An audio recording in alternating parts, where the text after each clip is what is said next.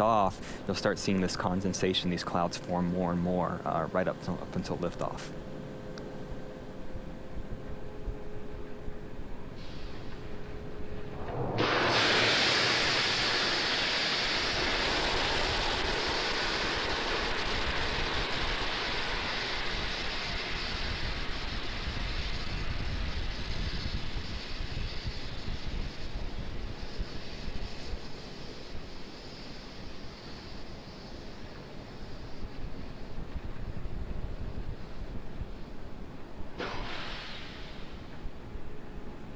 Falcon 9's in startup. All right, we have entered startup mode. Falcon 9 has taken over the remainder of the countdown. We're just waiting for the go for launch callouts. Stage 2, press for flight. LD, go for launch.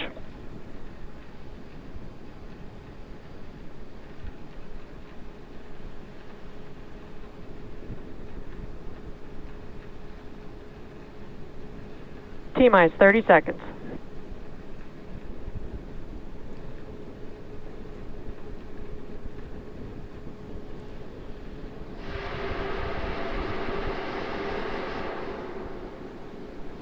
T-minus 15 seconds. Falcon 9 is in flight. 10, 9, 8, 7, 6, 5, 4, 3, 2, 1, 0. Ignition. And liftoff of Falcon's first East Coast polar launch, Ola, Argentina.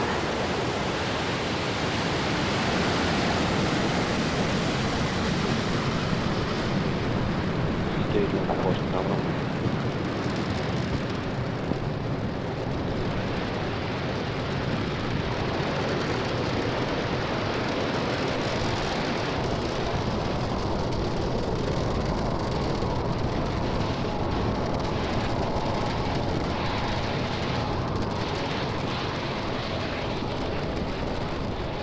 We're now 40 seconds in the flight. Falcon 9 has taken off. It's cleared the tower, and we're currently throttling down to prepare for maximum Q. That's the point of maximum aerodynamic pressure. It's at 1 minute, 12 seconds.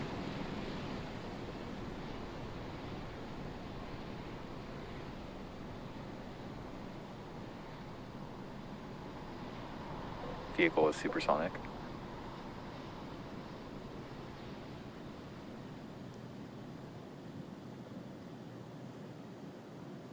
Vehicle has reached maximum aerodynamic pressure.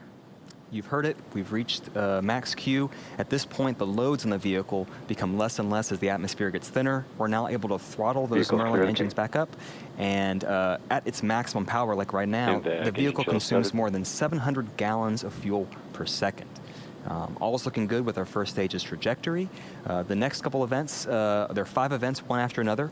First, our main engine cuts off on our first stage. The stages will separate. Our first stage will then flip around to begin its landing attempt. The second stage's Merlin vacuum engine will ignite for second engine start 1. The first stage's boost back burn will start. It's one of 3 burns to help us land. They occur one after another in about 15 seconds. And this is that first polar orbit. If the clouds, you can see through the clouds here, you'll see some unique views that you haven't seen from Falcon 9 over Florida.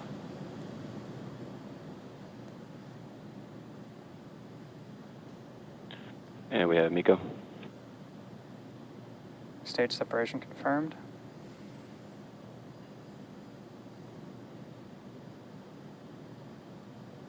And ignition.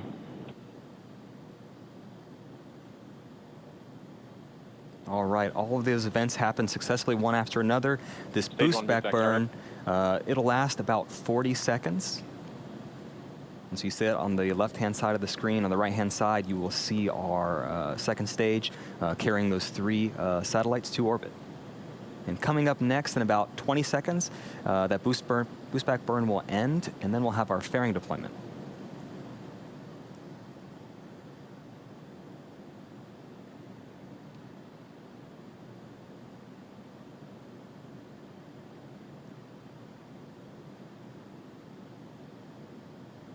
Stage 1, boost back, shutdown. All right, one of those The first landing burn, the boost back burns, has successfully ended. Our 2 fairing halves will now jettison to expose the satellites to space.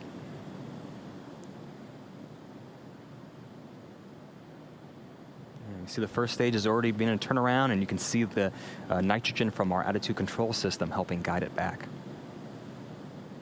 Fairing separation confirmed. There you see our 2 fairing Acquisition halves signal, Bermuda. have jettisoned. You can even see them in the background there on our MBAC engine, and you can see them from land too. It'll take us some time to get those to come back down. We'll keep you posted on the update.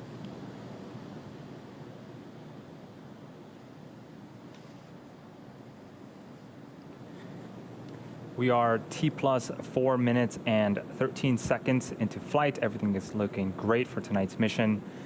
On the right-hand side of your screen is a view of our second stage, specifically its Merlin vacuum engine. We also call it MVAC engine for short. It's currently in the first of its 2 first and only planned MVAC burn. The first burn should last for about another 4 minutes. On the left-hand side of your screen is a view of our first stage looking downward. It's continuing to fall back towards Earth. The next milestone for the first stage is its first stage entry burn. Falcon 9 needs to execute an entry burn to slow itself down before hitting the dense parts of the atmosphere. Without this second burn, relying on the atmosphere alone to slow Falcon 9 down would put unnecessary strain on the rocket. That entry burn is coming up at T plus 6 minutes and 10 Second stage seconds. is following nominal trajectory. Acquisition of signal, South Texas. You may have also noticed that we've deployed our 4 hypersonic grid fins. Those are the honeycomb-like structures that you see on the left-hand side of your screen. They help to guide the first stage back during descent by moving the center of pressure on the vehicle.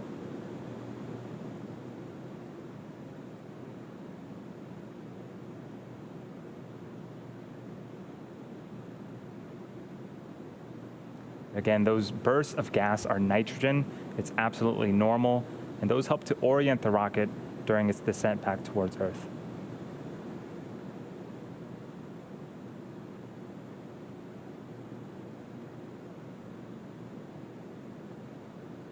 And we're about 20 seconds away from our second burn, the entry burn. Stage 2 FTS has safed.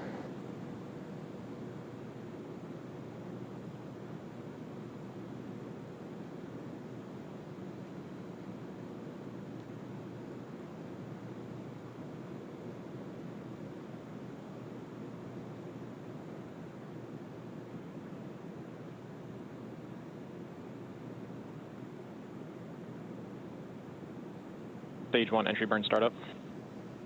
And 3 Merlin engines have relit and are currently slowing the first stage down before it hits those dense parts of the atmosphere.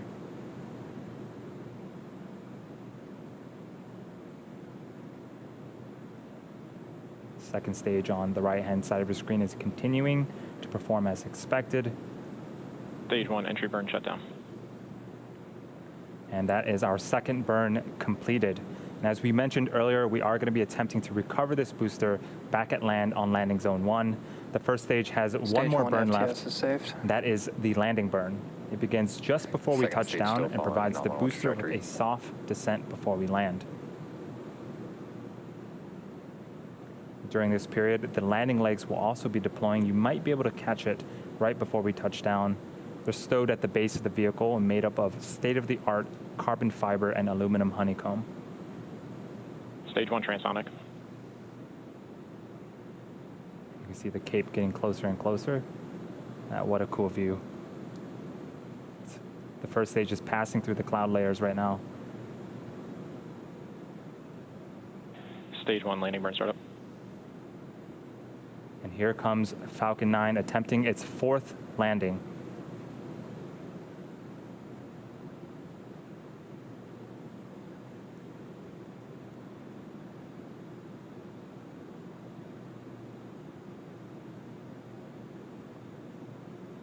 Stage 1 landing leg deploy.